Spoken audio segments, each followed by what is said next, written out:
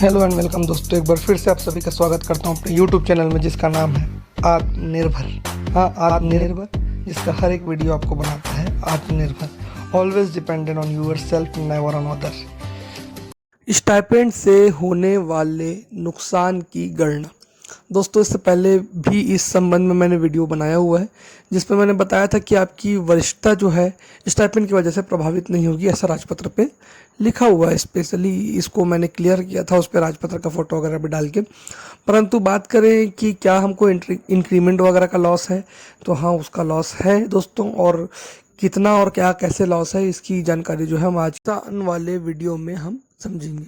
तो दोस्तों, ये है अधिसूचना जो कि 28/7/2020 को जारी की गई थी। इसमें जो संशोधन किया गया था कुछ नियमों को, वो बताया गया था। तो जिसमें नियम 22C के उप नियम 1 के स्थान पर निम्नलिखित प्रतिस्थापित किया जावे, ये उल्लेखित था।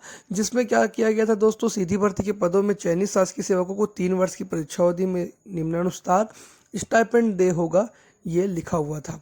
तो दोस्तों, प्रथम वर्ष उस पद के वेतनमान का न्यूनतम का 70%, द्वितीय वर्ष उस पद के वेतनमान के न्यूनतम का 80% और तृतीय वर्ष उस पद के वेतनमान के न्यूनतम का 90% दे होगा, ये उल्लिखित था। परंतु परीक्षा अवधि पे स्टाइपेंड के साथ अन्य भत्ते शासकीय सेवक की तरह प्राप्त होंगे, लिखा हुआ था।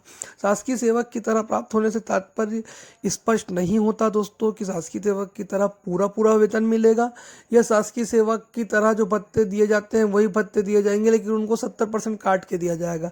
इसलिए इसके संबंध में भी स्पष्टीकरण की आवश्यकता पड़ रही है। कहीं कहीं पे अलग अलग सैलरी की गणना की जा रही है।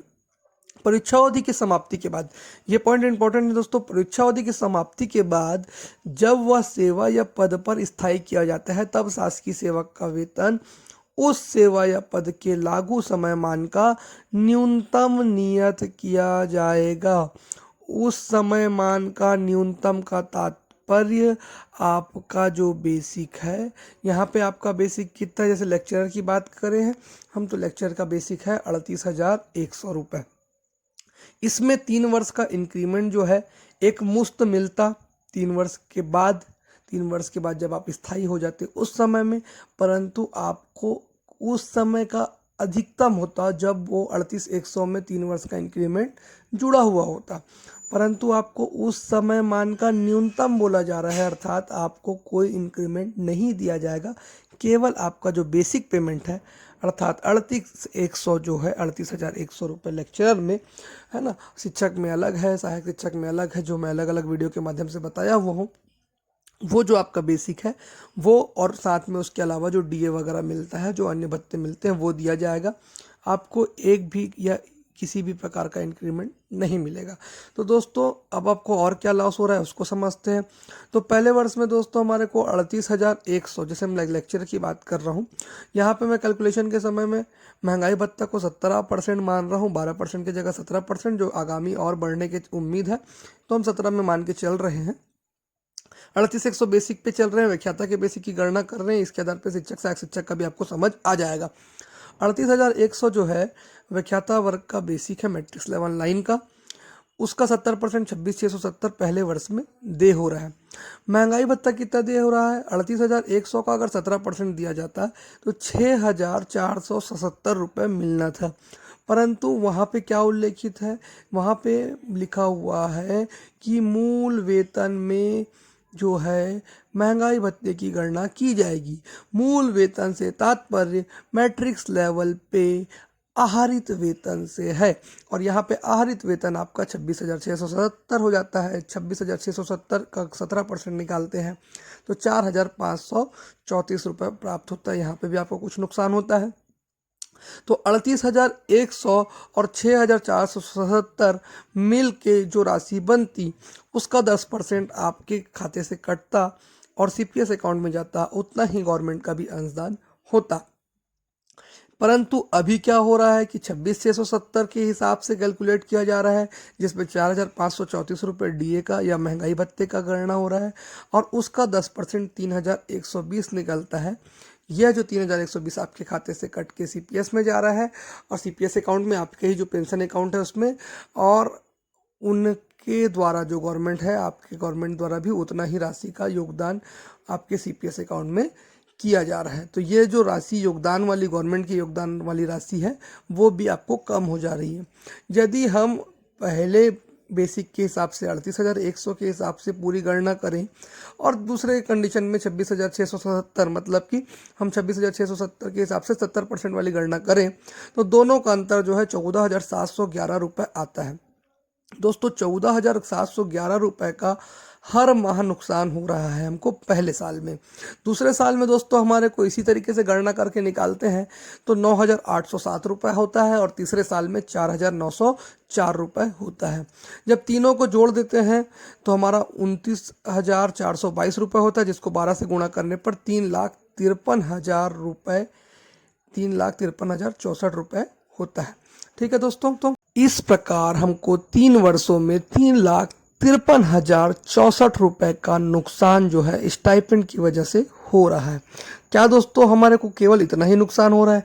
दोस्तों ये तो केवल 70, 80 और 90% की वजह से होने वाला नुकसान है, जो कि सीपीएस और मूल वेतन और डीए में हो रहा है। ठीक है, इसके अतिरिक्त हमारे को चौथे ईयर में 3 वर्ष का इंक्रीमेंट जो मिलना था वो भी नहीं मिलेगा। प्रति वर्ष का इंक्रीमेंट 3% होता है और ये जो होता है चक्रवृद्धि ब्याज की तरह कंपाउंड होता है, अर्थात 26,670 का 3% अगर हम निकालते तो हमारे को 800 रुपये पहले वर्ष में मिलना था। अगर उसके बाद दूसरे वर्ष में जब हम 80% गणना करते हैं तो 30,480 रुपये होता है। 30,480 प्लस कंपाउंड इंटरेस्ट चल रहा है करके 800 रुपये, गुण 3% करते हैं तो आपको 938 रुपये दूसरे वर्ष में मिलना था और तीसरे वर्ष में आपको 1,081 रुपये इसी तरीके से मिलना था। अगर आप टोटल गणना करते हो तो 800 प्लस 938 प्लस 1,081 आपको 3 वर्ष के बाद इंक्रीमेंट के रूप में हर माह 2,819 रुपये का वेतन वृद्धि होना था। 2,819 रुपये आपको हर माह मिलना था और ये हर माह मतलब का तात्पर्य ये है कि आपको हर महीने की सैलरी में जुड़ा हुआ मिलता। और आप जिस भी एज में अभी भर्ती हुए हैं, हम सामान्य रूप से यंग लोग हैं, जनरली 30, 31, 28, 27 के ही जो यंग बैच है वो इनका चयन इसमें हुआ है। हमारा अगर 62 वर्ष जो है रिटायरमेंट मानते हैं तो भी हमारे पास कम से कम 30 साल की सेवा अवधि है। तो अगर हम 2,819 गुणित 12 गुणित 30 ईयर करते हैं तो 10,14,840 रुपये होता है और पिछले बार का 3,53,000 और 10 लाख को जोड़ते हैं तो करीब करीब हमारे को 13 से 14 लाख रुपए का स्टाइपेंड की वजह से लेक्चरर लोगों को नुकसान हो रहा है। साथ में शिक्षक और सहायक शिक्षक को भी कुछ को 11-12 लाख के आस पड़ेगा, उनको 10 के आसपास पड़ेगा सहायक शिक्षक वालों को।